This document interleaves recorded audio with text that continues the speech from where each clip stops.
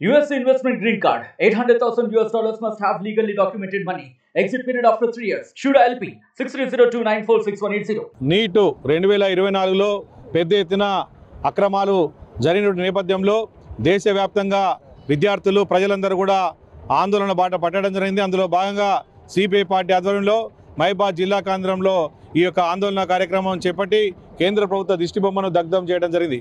ముఖ్యంగా ఎన్నడూ లేని విధంగా ఇవాళ నీట్ సంబంధించినటువంటి పరీక్ష 2024లో పెద్ద ఎత్తున అవినీతి అక్రమాలు మరి బయటపడ్డాయి.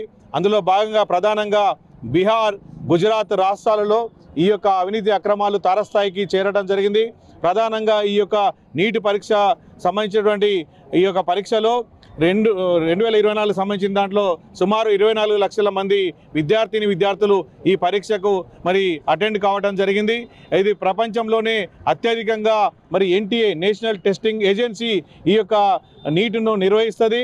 అందులో భాగంగా గతంలో జేఈఈ అదేవిధంగా ఇతర సంబంధించిన పరీక్షలు, అదే కాకుండా ఇది కూడా ప్రధానంగా నీటును నిర్వహిస్తున్నటువంటి సందర్భంలో ఈ యొక్క అవినీతి అక్రమాలు బయటపడటం విద్యార్థుల పాలిట శాపంగా మారింది. మీ ప్రభుత్వం బాధ్యత వహించాలి.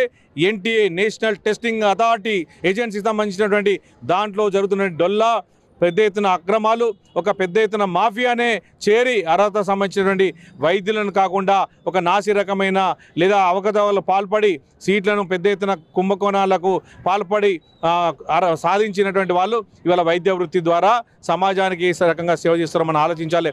సుప్రీంకోర్టు కూడా 0.11% కూడా నిర్లక్ష్యం ఉన్నా కూడా, తప్పున్నా కూడా కేంద్ర ప్రభుత్వము ప్రధానమంత్రి స్పందించాలని చెప్పి స్పష్టంగా చెప్పడం జరిగింది. అంత ముఖ్యమైనటువంటి వైద్య వృత్తి మీద లేదా ఈ భవిష్యత్తు ప్రజల యొక్క మానవ ప్రాణాలను, ఆరోగ్యాన్ని కాపాడేటువంటి మరి వైద్య సంబంధించిన విషయం మీద కేంద్ర ప్రభుత్వం ప్రధానమంత్రి మౌనంగా ఉండకుండా తప్పు ఒకవేళ చేస్తే ఆ తప్పు చేసిన విషయం మీద స్పందించి దాన్ని సరిచేయాలని చెప్పి కూడా సుప్రీంకోర్టు కూడా చురుకలంటించింది.